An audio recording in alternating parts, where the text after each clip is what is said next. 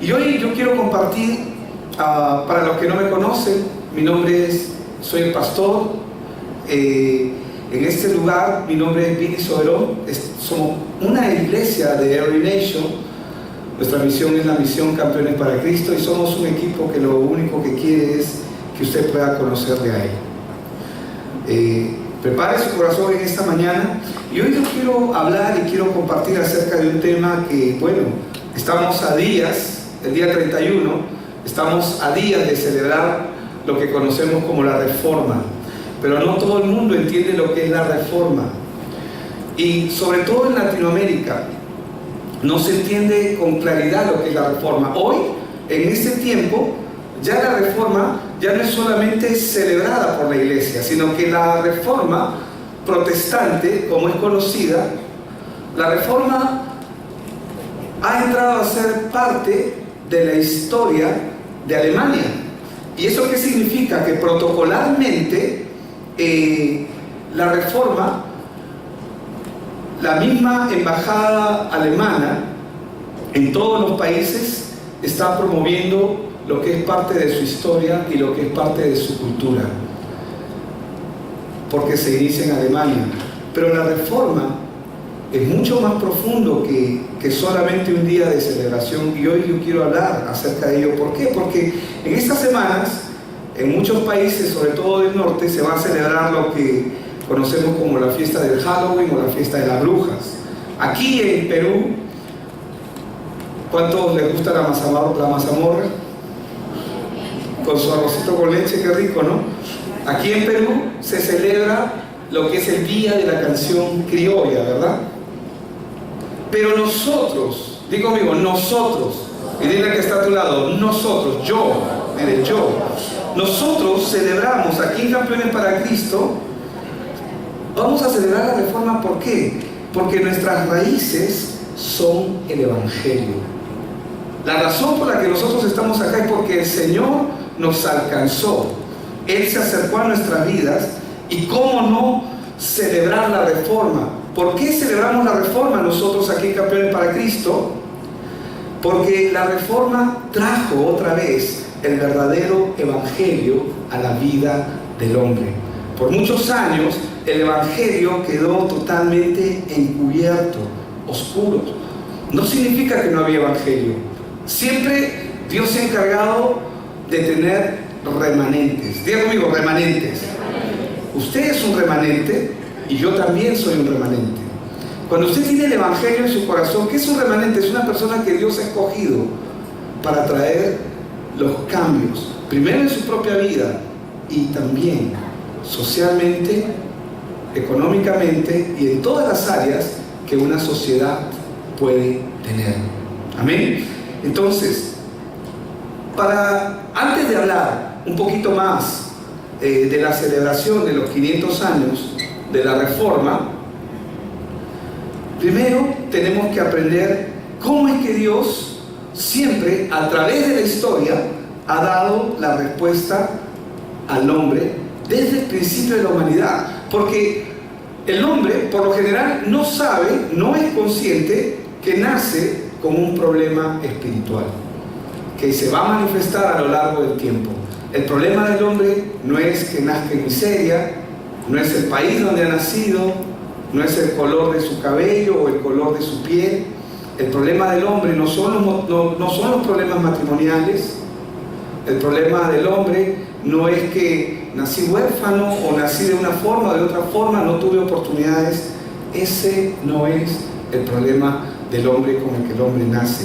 Eso solamente son las consecuencias que se dan por la condición en que el ser humano nace en esta tierra. Y todo ser humano que nace en esta tierra nace separado de Dios. La palabra que se usa en el original para mencionar separado de Dios se traduce como muerte. ¿Qué es la muerte? La muerte es la separación eterna que el hombre sufrió por causa de la caída a consecuencia de la desobediencia en el huerto del Edén. Entonces, lo que yo, antes de hablar de la Reforma, tengo que mencionar necesariamente lo que es evangelio, porque si no entendemos evangelio, no vamos a poder entender la reforma y mucho menos no vamos a poder entender por qué nosotros celebramos la reforma. Celebramos la reforma porque la reforma dio lugar a que el evangelio puro, el evangelio correcto, nuevamente vuelva a la vida del hombre en un tiempo de oscuridad. Y esa respuesta que se llama evangelio, que es Cristo, la palabra evangelio significa buenas noticias. ¿Y qué son las buenas noticias? Cuando uno está de malas y viene y te dan buenas noticias, ¿no te alegra el día? Por supuesto que sí. Amén. Cuando Perú gane, ¿no les va a alegrar el día? Esperemos que gane. Son buenas noticias. ¿Y qué hacen las buenas noticias? Nos alegran, nos emocionan, nos llenan de esperanza. Y la gente se comienza a refugiar en esas buenas noticias. Dios, conociendo el problema de la humanidad desde antes de que ocurra, desde antes de la fundación del mundo, dice la Biblia, Él ya tenía la respuesta para el hombre. Y esa respuesta se llama Cristo Jesús. Y nosotros lo conocemos como el Evangelio de la palabra. Y esta respuesta empieza inmediatamente después de que el hombre comete pecado. Es decir, en Génesis 3:15, cuando Dios le habla a la serpiente, le dice: pondré enemistad entre ti y la mujer, entre tu simiente y la simiente suya. Tú le dirás en la cabeza, o en la simiente de la mujer le dirás en la cabeza, pero le dice a la serpiente: tú le dirás en el calcañar. La serpiente, que fue quien sedujo a Eva, quien trajo que a través de ese acto que cometió el hombre en el huerto del Edén, murió a Dios, es decir, quedó separado, y como consecuencia toda la humanidad quedó bajo esa condición. Toda la humanidad, cada persona que nace separado de Dios. Entonces lo que usted tiene que saber principalmente es que los problemas que usted tiene no son los problemas, son la consecuencia del verdadero problema. Amén. Y el verdadero problema es la raíz del hombre. ¿Y cuál es la raíz del hombre? Que está separado de Dios. Y como el hombre está separado de Dios, él no puede hacer absolutamente nada para cambiar esa situación. Es por esa razón que Dios envía a su Hijo Jesucristo. Pero Jesucristo viene 4000 años después que se comete el acto de desobediencia. Físicamente viene 4000 años después, pero en realidad la promesa de su llegada está escrita desde Génesis 3:15. Ahora, nosotros no gozamos de la bendición del Evangelio después de la muerte de Cristo. En realidad, el goce del Evangelio está desde antes de la venida de Cristo. Para todos aquellos que entendieron el plan de salvación y lo comprendieron en su corazón, porque Dios antiguamente hablaba a algunos hombres, Dios Padre, y cuando ellos comprendieron estas cosas, ellos comenzaron a dar la vida por el Evangelio, porque entendían qué era el Evangelio. Entonces, vemos que Dios, a través de la historia, nos muestra el poder de su Evangelio, escogiendo hombres, diga conmigo, hombres, como tú y como yo. Amén. Porque tú eres un remanente. Y cuando digo hombres, no me refiero a hombres solamente. Amén. Las mujeres dicen, así es. Porque tú eres un remanente que Dios ha escogido con un plan y con un propósito. Amén. ¿Nadie te lo dijo? Yo te lo digo. La Biblia te lo dice. Ahora lo sabes. Amén. Tú no estás acá para llenar ese espacio solamente. Tú estás acá para cumplir un plan y un propósito que Dios tiene para tu vida. Primero en ti y luego para ser de bendición a esta nación. Amén. Porque esta nación, hermanos, nos necesita. Te necesita. Esta nación necesita evangelio. Amén. Gloria a Dios que toda la perversión y toda la corrupción que salga a la luz. Que salga a la luz.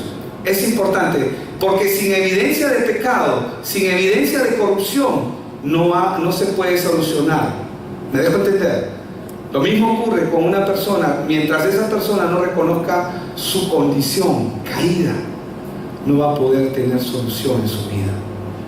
Entonces, vamos a ver solamente algunos ejemplos de estos hombres de Dios que creyeron en el pacto que Dios hizo con el hombre en Génesis 3:15, la venida de nuestro Señor Jesucristo, y cómo ellos comenzaron a traer la respuesta a sus generaciones. Empecemos con Adán.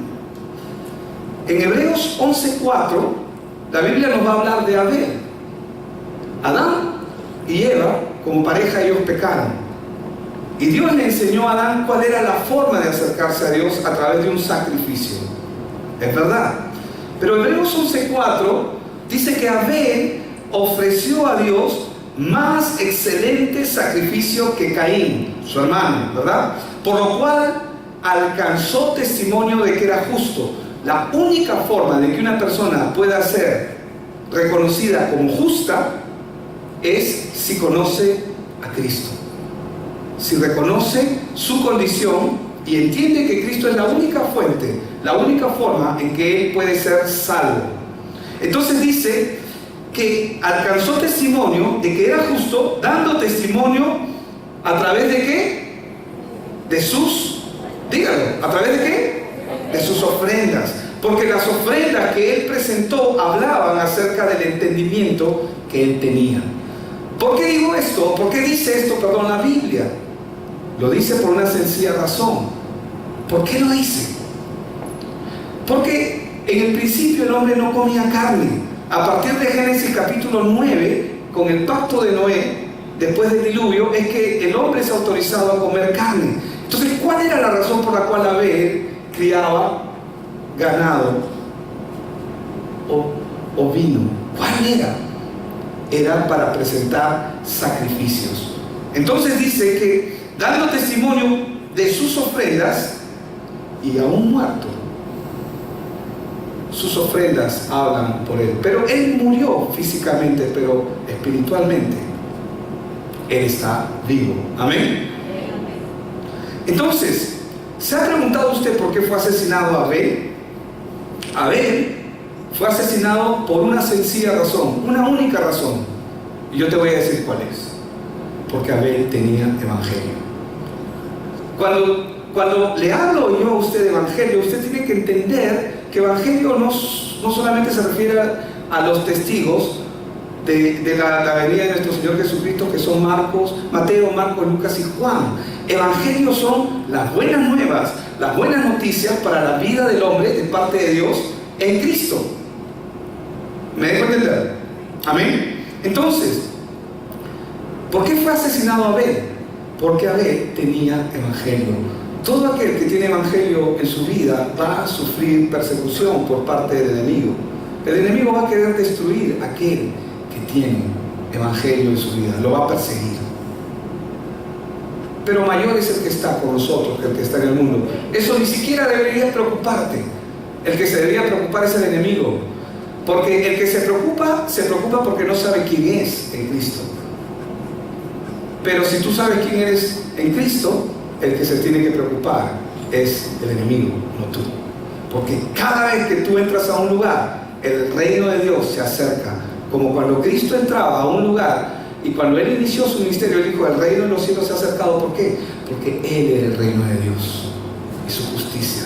Hoy, cada uno de nosotros, los que estamos aquí reunidos, si tenemos el evangelio en nuestro corazón, si hemos reconocido nuestra condición delante de Dios, el reino de Dios camina con nosotros. Y donde tú vas, el reino de Dios va. Por eso es que el Señor Jesús decía: cuando abran tu casa, di paz a vosotros. Y si te recibieren,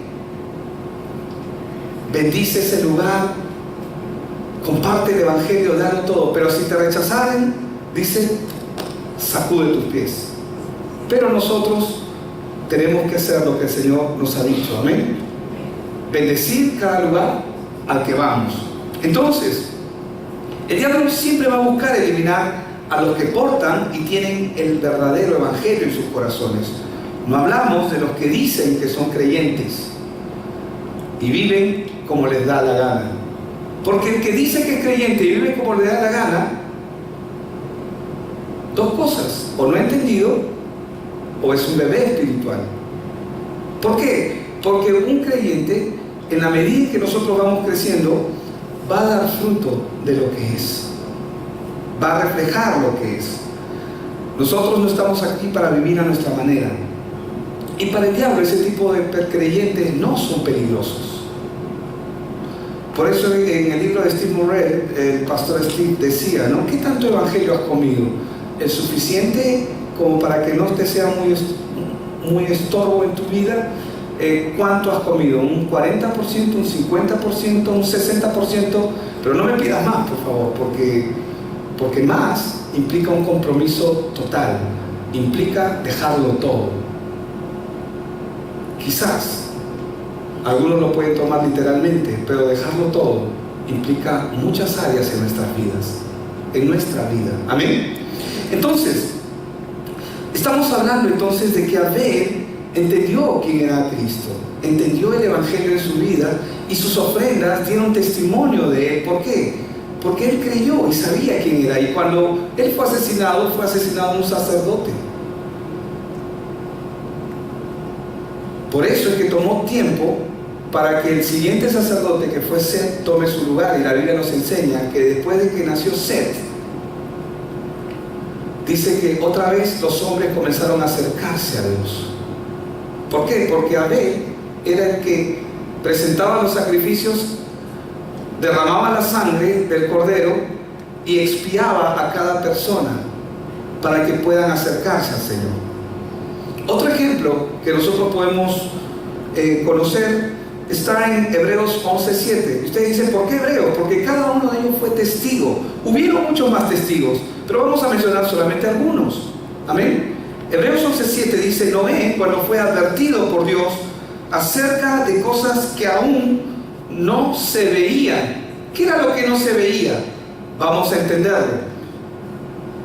Nunca había llovido sobre la tierra. Así como Abel criaba ovejas para el sacrificio, no para comérselas, porque el hombre recién recibe la autoridad de Dios para comer carne después de Noé, en Génesis 9. De la misma manera, la tierra era irrigada, dice la Biblia, del vapor que salía debajo de la misma tierra. Y ellos no conocían lo que era la lluvia, nunca había llovido.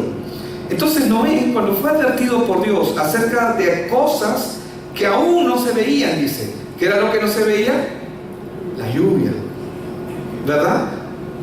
Con temor, dice, preparó el arca en que su casa se salvaría, y por esa fe, es decir, en el evangelio de la salvación que fue sombra y tipo de Cristo, por esa fe dice que condenó al mundo y fue hecho heredero de la justicia que viene por la fe. ¿Qué pasó con Noé?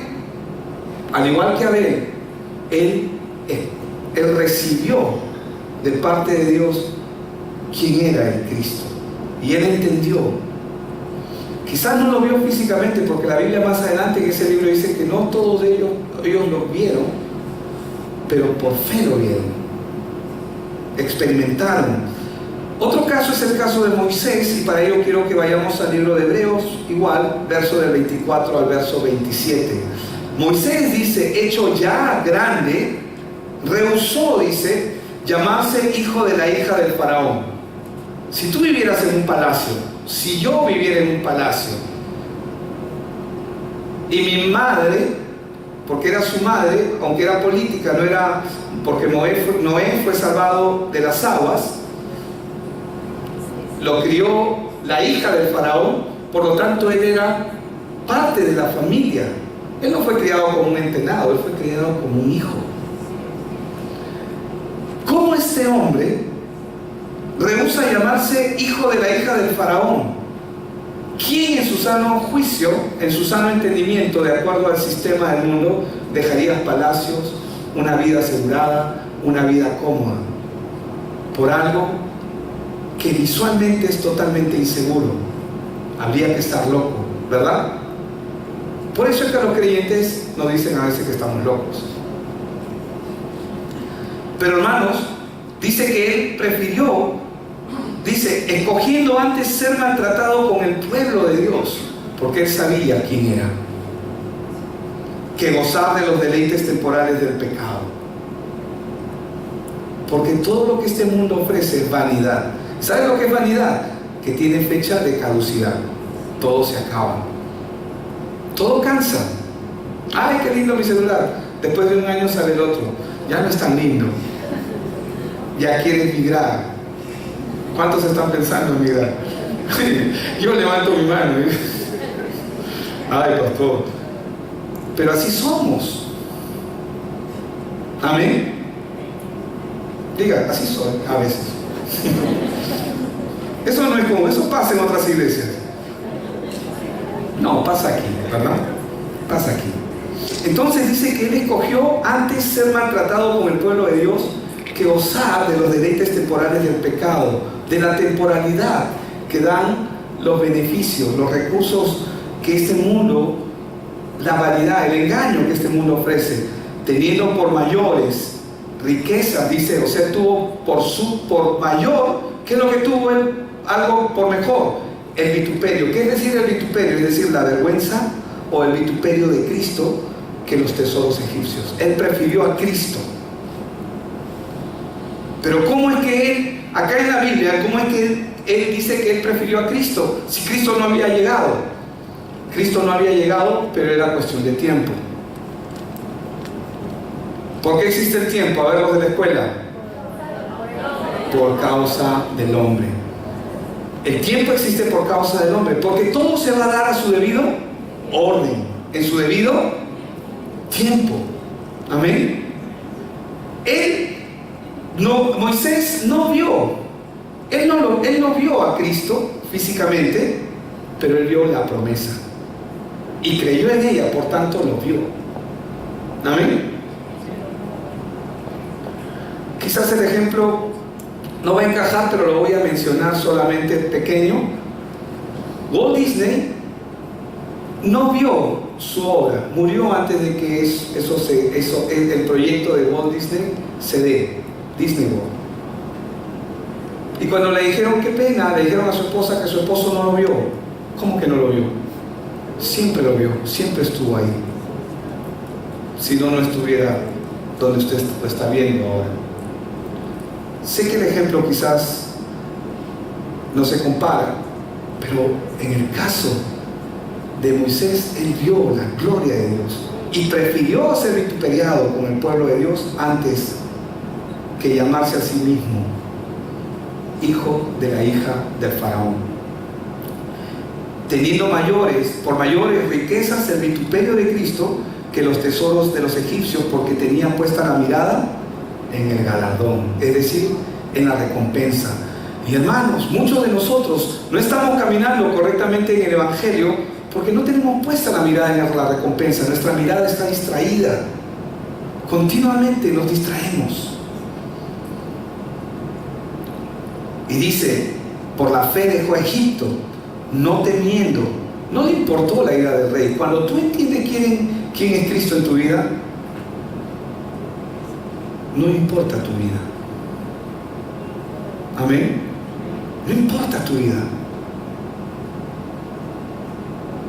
porque se sostuvo como viendo al invisible. Algo muy similar a lo que estamos viendo aquí es lo que le pasó a Lutero, porque nosotros celebramos los 500 años de la Reforma, porque nosotros entendemos que la Reforma es el Evangelio puesto en la vida de la gente otra vez. Amén.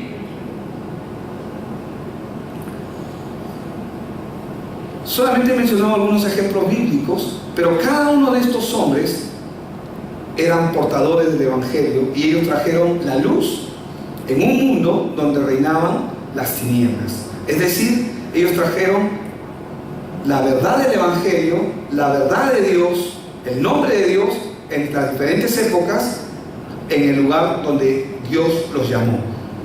La iglesia primitiva de Hechos de los Apóstoles avanzó con poder y vivieron la transformación también por el poder del Evangelio en los primeros siglos, mientras hubo persecución hasta el año aproximadamente 313, 315, dependiendo del historiador que leas.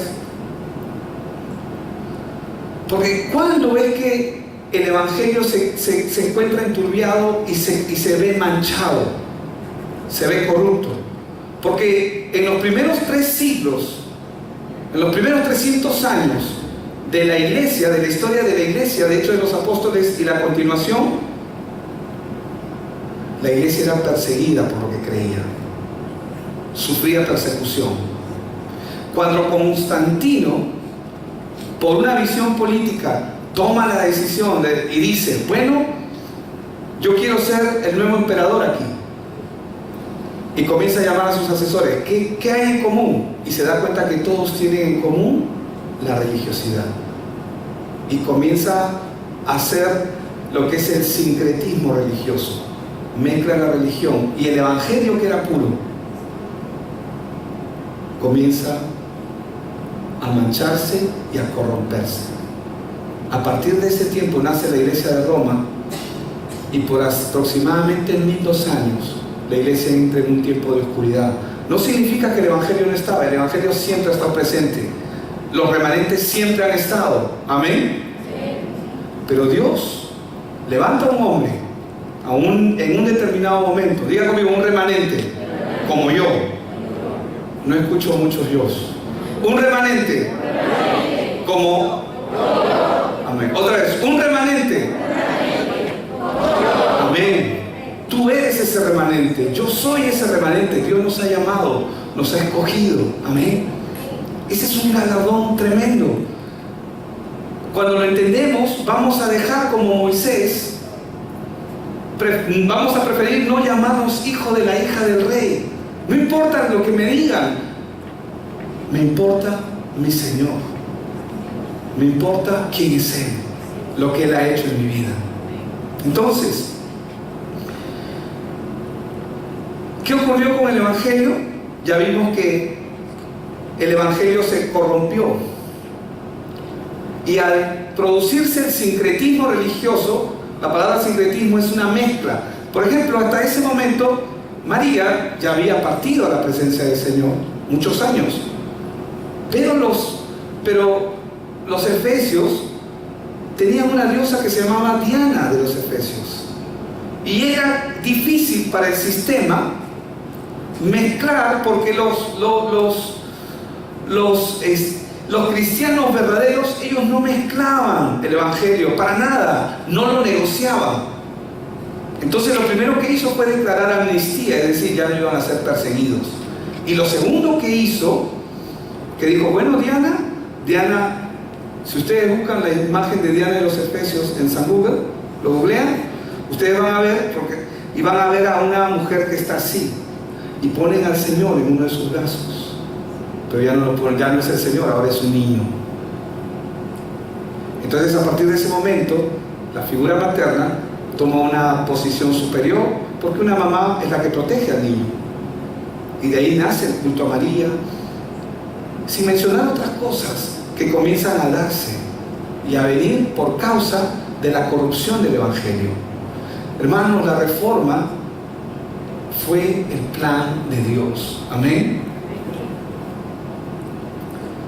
Entonces, se perdió la esencia del evangelio y se rellenó con otras cosas que no son ni eran parte del evangelio. Claramente esto fue obra de Satanás, enturbió el evangelio, lo mezcló, como hoy día vemos que también ocurre en nuestro tiempo. ¿Por qué? Porque Satanás solamente va a tratar de desviar tu mirada de Cristo, nada más, porque el único que puede solucionar el problema y resolver el problema del hombre es Cristo. Pero si Él desvía tu mirada de Cristo, desvió todo. Ese verso no te lo he dado, pero te lo voy a decir, 2 Corintios 11:3. Pero me temo, dice el apóstol Pablo, que así como la serpiente, dice, con su astucia engañó a Eva, dice, vuestros sentidos también sean extraviados de la sincera fidelidad a Cristo. Entonces, no importa que tú vayas a una iglesia, no importa que tú sigas una religión, pero ¿qué va a hacer Él? Va a desviar tu mirada de Cristo. Va a tratar de que tú pongas más importancia a la forma que a la esencia, que al fondo. Por eso es que existe legalismo, existe misticismo, existe humanismo dentro de la misma iglesia. Y no significa que el Evangelio no contemple el legalismo. ¿Qué es el legalismo? Tienes que cumplir la ley, que si no te vas a ir al infierno, miserable pecador.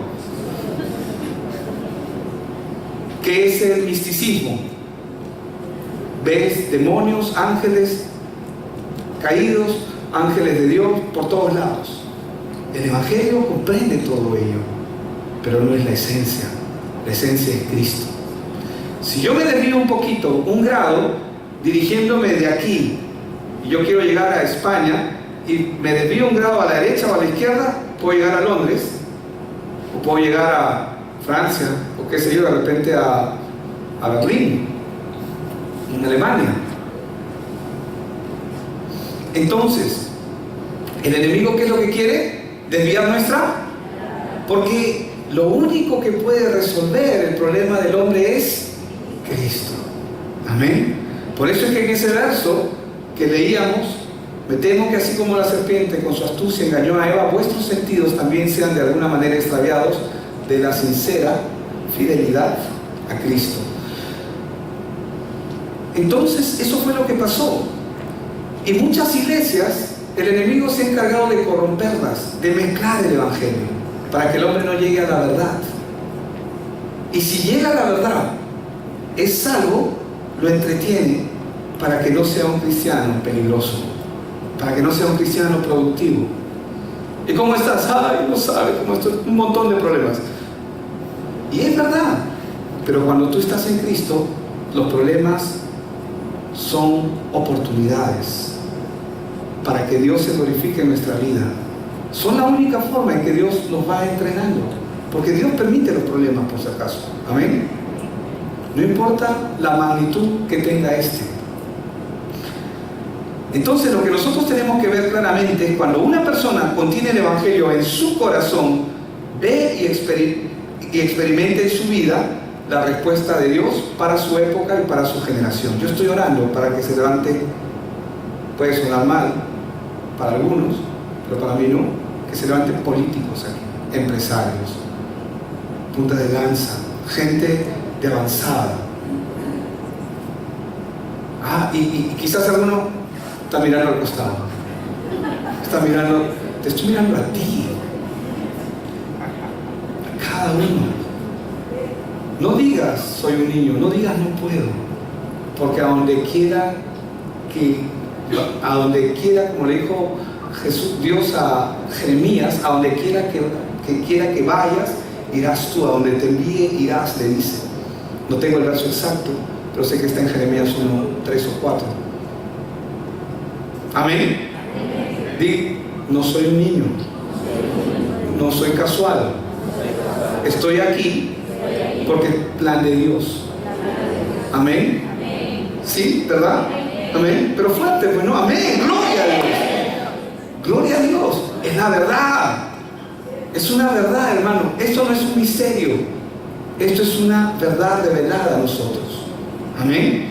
Entonces, lo que pasó con Martín Lutero y otros hombres que Dios usó en sus debidos momentos y a sus debidas épocas fue con el propósito de traer luz en un mundo lleno de tinieblas. ¿Cómo ves tu país? En tinieblas. Porque acá hay de muchas nacionalidades. Amén. Pero aquí hay también gente que va a salir a muchas naciones. Hermanos, Dios quiere que la luz se levante. Nosotros como iglesia hemos recibido la primera parte del Evangelio de la Reforma. ¿Qué es el Evangelio de la Reforma? La transformación de la vida del hombre, pero hay una segunda parte que Dios quiere establecer en esta tierra. quiere reformar todas las instituciones, quiere reformar el país, quiere reformar las empresas, quiere reformar las instituciones, el deporte. ¿Quiénes lo van a hacer? Yo. Amén. En el área en la que estés, Dios te va a usar. Amén. Entonces el Evangelio tiene el poder de mover y tiene el poder de cambiar el mundo. La dirección, el mundo va a ser cambiado a la dirección que Dios la quiere establecer. Amén. Y nosotros tenemos que ser materia disponible o materia dispuesta, como quieras llamarlo. Amén. Di, soy materia dispuesta. Amén. Ok, prepárate entonces. Prepárate. Amén. Y cuando hablo de prepárate, no solamente te digo prepárate para lo que venga, sino prepárate. Prepárate en tu carrera, en las artes, en el área en la que estás. Prepárate, sé el mejor. Amén. Entonces, ¿qué es la reforma? La reforma no es otra cosa que el resultado del Evangelio en el corazón del hombre y de un grupo de hombres afectados profundamente por Dios cuando Dios llegó a sus corazones. Cuando ellos entendieron quién es Cristo, hermanos, ellos no se pudieron quedar callados. Amén. No podemos quedarnos callados. ¿Cómo empezó esto?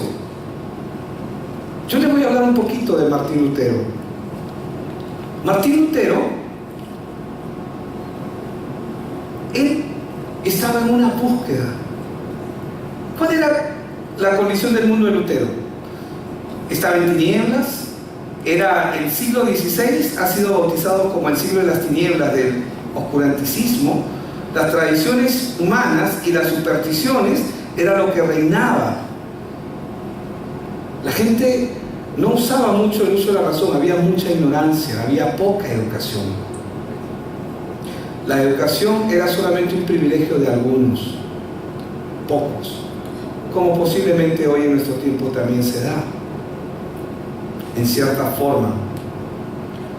No había acceso a la Biblia.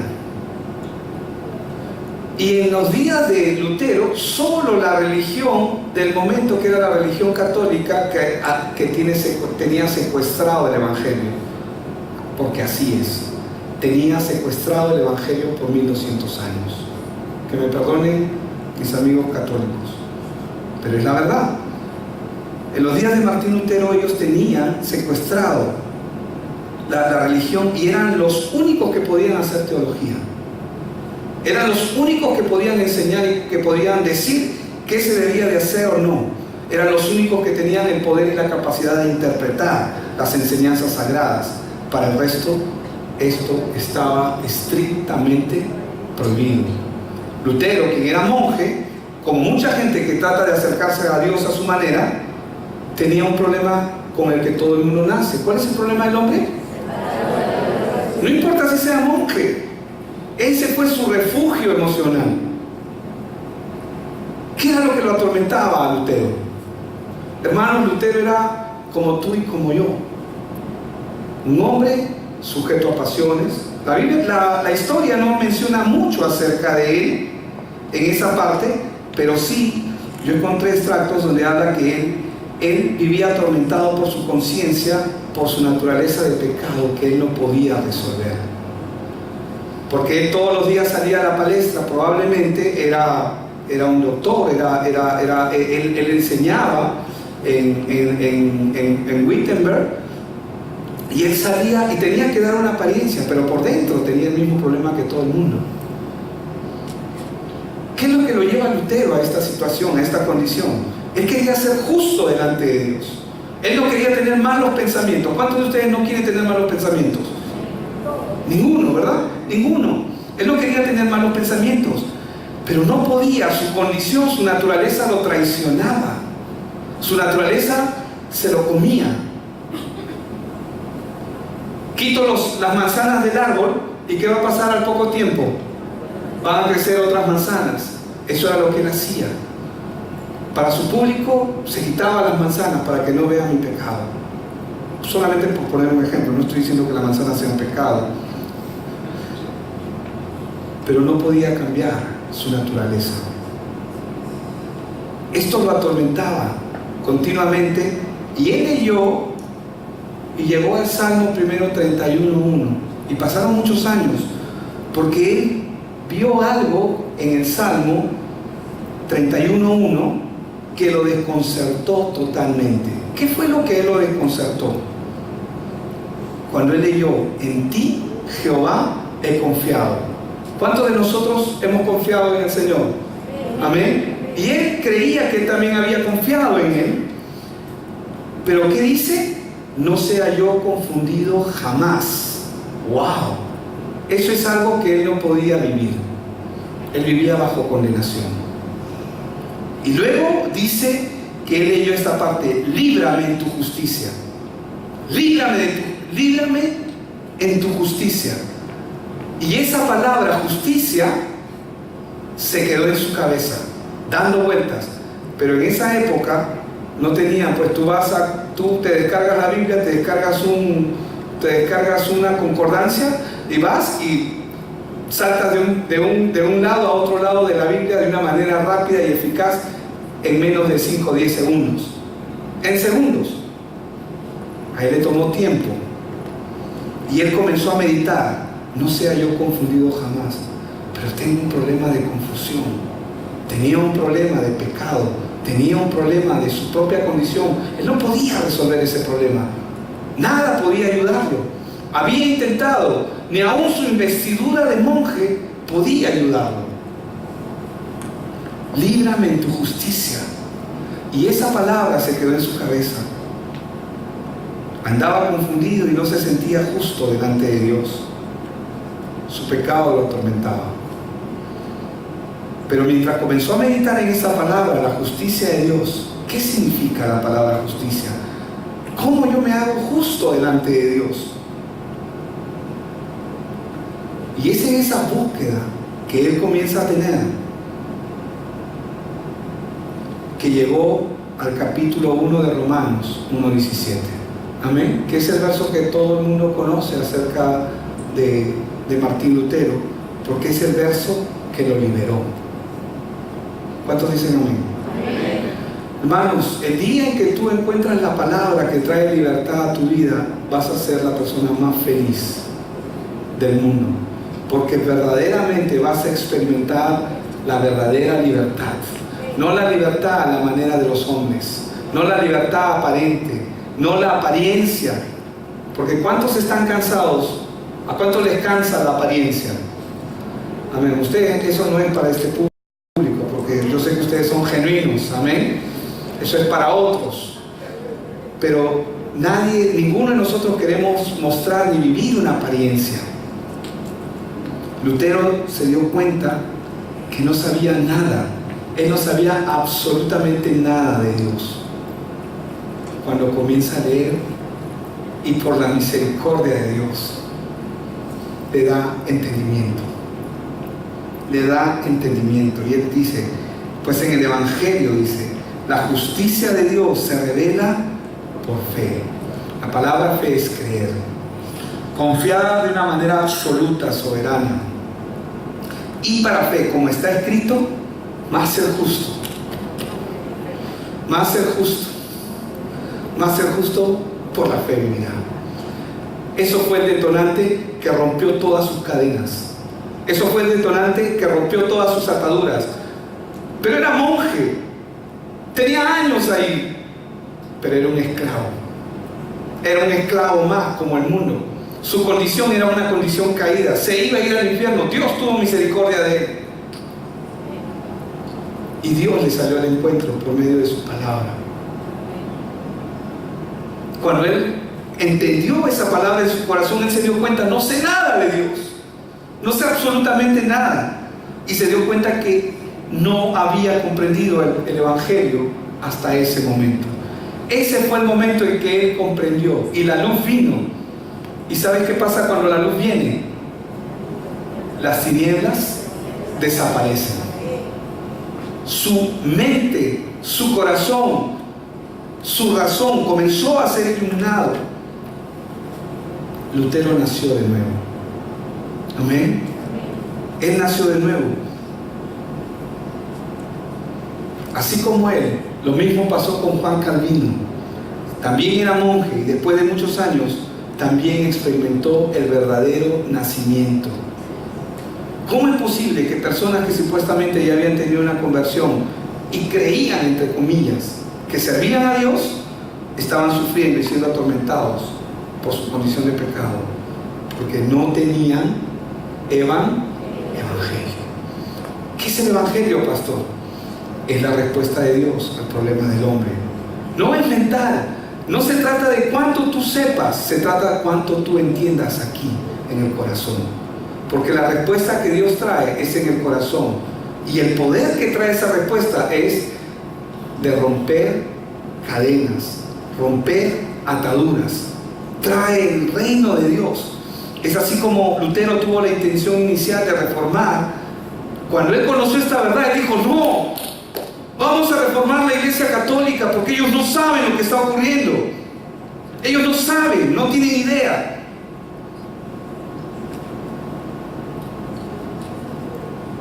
Lutero pensaba que el Papa ignoraba todo lo que estaba pasando, pero no era así. Por eso, ¿qué hizo? Cuando vio la injusticia de las indulgencias, elaboró sus 95 tesis que las clavó en la puerta de la iglesia del castillo de Wittenberg. Pero él luchó en vano, porque nunca le hicieron caso. Es más, lo excomulgaron y lo desvincularon de la Iglesia Católica, le hicieron un favor. ¿Por qué? Porque cuando conoces la verdad, ¿quién te sanó? ¿No sabes que no puedes ser sano en el día sábado? ¿Quién te dio la vista? ¿Quién te la devolvió? Dicen que se llama Jesús. Sí, pero ese hombre es pecador. Si es pecador, no sé. Pero antes, lo único que sé es que antes no veía y ahora veo. Cuando una persona comienza a entender el Evangelio en su corazón, cuando entiende quién es Cristo, esto hizo que él rechace los sacramentos de la iglesia, que incluía las indulgencias. Pero esto fue grandioso. Lo que Dios trajo a través de la vida de Lutero y de muchos otros hombres fue grandioso, porque el Evangelio debía de ser puro. Entonces él agarró y comenzó a preocuparse para que el Evangelio vuelva al camino correcto. Ahora, ustedes dirán que él se rebeló contra la iglesia. No, él era un maestro, él era un catedrático en una universidad. Y normalmente en las puertas del castillo de la iglesia de Gutenberg era el lugar donde se colgaban y se ponían los exámenes, las preguntas que iban a venir. Era el lugar de discusión para que todo el mundo que esté interesado en alguna materia iba y leía. Iban los universitarios de esa época, iban y leían en ese lugar qué era lo que estaba pasando. Y es ahí donde él cuelga las 95 tesis. Y esto también fue divino, porque ¿qué provocó esto? De que no solamente llegue que no solamente se trate como un asunto religioso, sino que esto comenzó a tomar forma política, y los ojos de muchos comenzaron a ser abiertos. Amén. ¿Qué legado nos trae la reforma? El primer legado que nos trae la reforma es, diga conmigo, la libertad. El hombre, hermanos, estaba plagado de ignorancia, porque el hombre, ¿qué es lo que hace? Antes no se leía la Biblia, ahora se comienza a leer la Biblia. Nunca se aparte de tu boca este libro de la ley, sino que de día y de noche meditarás en él. Comenzó a traer que la gente se preocupe por la educación, porque la educación ahora comienza a orientarse. La reforma, ¿qué es lo que hace? Le devuelve la Biblia al pueblo. Esa Biblia que estaba secuestrada bajo un señorío y bajo un dogma usado por el enemigo, ahora está disponible para que cualquiera pueda recurrir y ver en ella. Porque la palabra de Dios es un espejo. Si tú quieres ver cómo estás, te miras en el espejo. ¿Estoy peinado? ¿No estoy peinado? ¿Quieres verte cómo estás? Lee tu Biblia. Amén. Solo escritura, solo por medio de la escritura, es decir, solo la Biblia. La reforma le devolvió a la Biblia la autoridad suprema por encima de cualquier hombre. ¿Qué es lo que trae la reforma? Antes, no, lo que diga él, lo que diga el Papa, lo que diga el líder, lo que diga la cabeza. No, ¿para qué voy a leer? Yo me acato a lo que tú dices. No, y si él está incorrecto, y si él se equivoca, ¿acaso este hombre, porque soy hombre como ustedes, que está acá no se puede equivocar? ¿Acaso no va a tener errores? La Biblia dice que el verdadero creyente tenemos que ser como los de Berea, que todo lo que escuchamos tenemos que contemplar en la palabra para ver si es verdad o no es verdad lo que se está diciendo. Lo que hizo la reforma fue devolverle la autoridad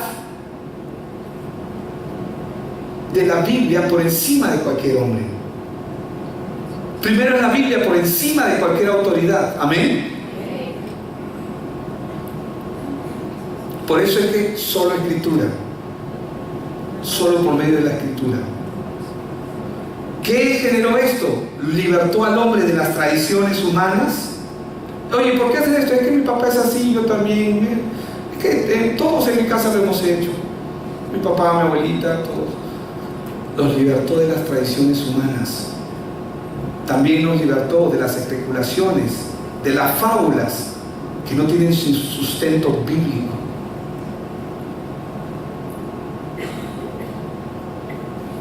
Como el purgatorio, por ejemplo, la adoración de las imágenes.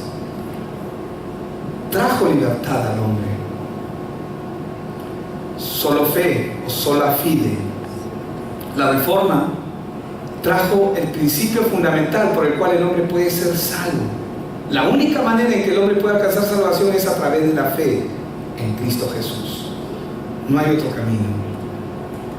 Solo gratia o sola gratia, solo por la gracia.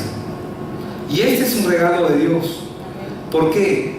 Porque los reformadores regresaron a la doctrina bíblica de la salvación por gracia mediante Jesucristo. ¿Qué significa eso? Que tú y yo no tenemos que hacer nada. ¿Cómo? No, eso no lo puedo entender, pastor. Eso, tú lo único que tienes que hacer es dejar que la palabra entre a tu corazón. La tierra, antes de ser transformada en el lugar que nosotros conocemos hoy, la Biblia dice que estaba desordenada y vacía. Y en la medida en que Dios habló, la tierra comenzó a cambiar. ¿Qué iba a pensar la tierra? Que podía producir animales, que podía producir plantas, que podía ser tan bella como es. No podía pensar por sí misma. Pero eso ocurrió en la medida en que la palabra de Dios vino. La gracia es el regalo de Dios que ninguno de nosotros merecemos y que no podemos alcanzar, que no podemos comprar. Solo Cristo. La reforma le devolvió a Cristo el lugar que Él tiene. No hay otro nombre debajo del cielo en el cual el hombre pueda ser salvo. No, pero él debe estar cansado, debe estar ocupado. No, a él no lo molestes. Y yo le pido por eso al santito fulano mengano, porque él está más libre. Y por eso es que tenemos santos en todo el mundo. ¿Por qué? Porque hay esa idea de que están más libres, ¿no? Menos gente. No hace cola.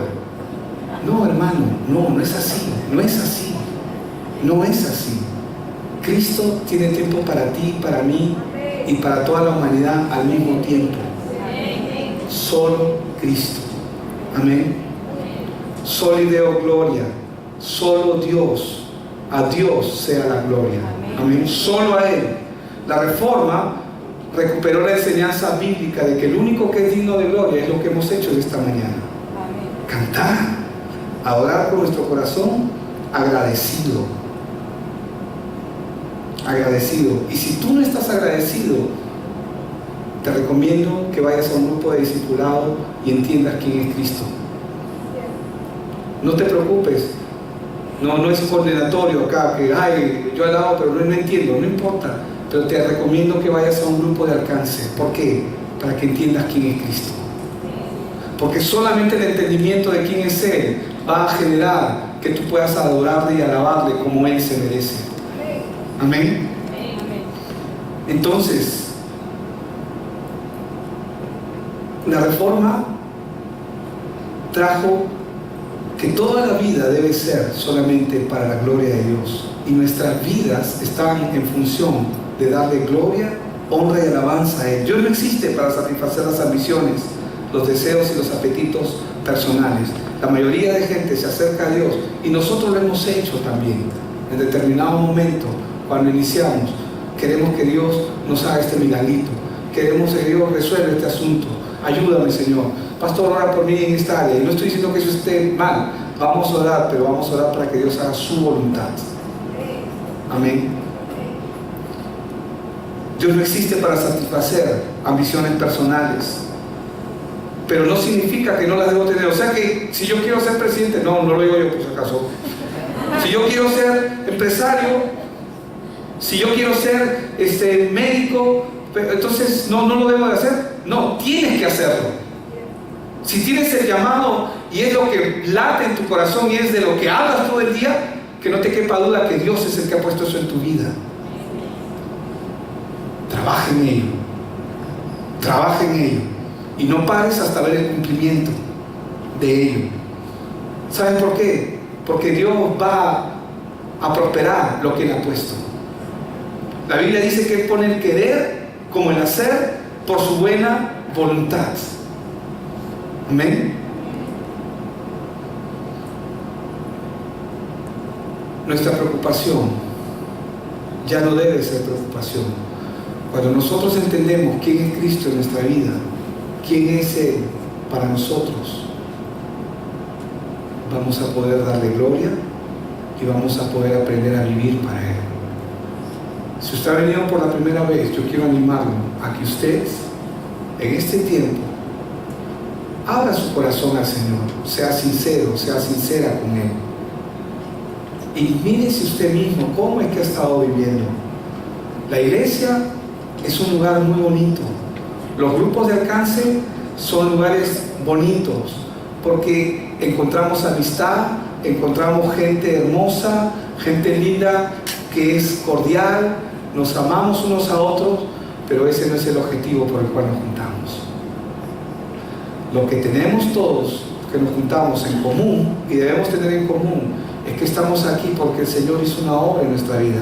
Y si usted se siente como Lutero, que está luchando en su propia vida y no puede resolver los asuntos internos en su propia vida, y tiene años viniendo a la iglesia, no importa cuánto tiempo usted tenga viniendo a la iglesia, usted necesita escuchar la palabra.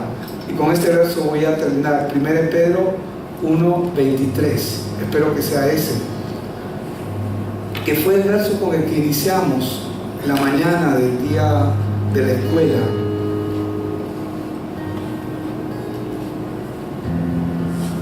Solo la palabra puede darle libertad a su vida. Cuando esa palabra llega a su vida y a su corazón, lo que va a ocurrir con ustedes, lo que pasó con Lutero. ¿Qué pasó con Lutero? La Biblia dice que él, siendo renacidos, no de simiente corruptible, sino de incorruptible. Es decir, que nadie y nada puede estropear lo que Dios va a hacer o ha hecho. Por la palabra de Dios, que vive y permanece para siempre. Cuando Lutero leyó Romanos 1:17, porque lo primero que la palabra hizo fue poner en su corazón justicia, justicia. ¿Cómo puedo ser justo? No quiero vivir en apariencia, no quiero vivir de esta manera. ¿Qué tengo que hacer? ¿Qué tengo que hacer? Y cuando encontró a ser justo, por su fe vivirá. Esa palabra hizo que él renaciera, porque ya hemos nacido físicamente, pero necesitamos nacer espiritualmente. Y él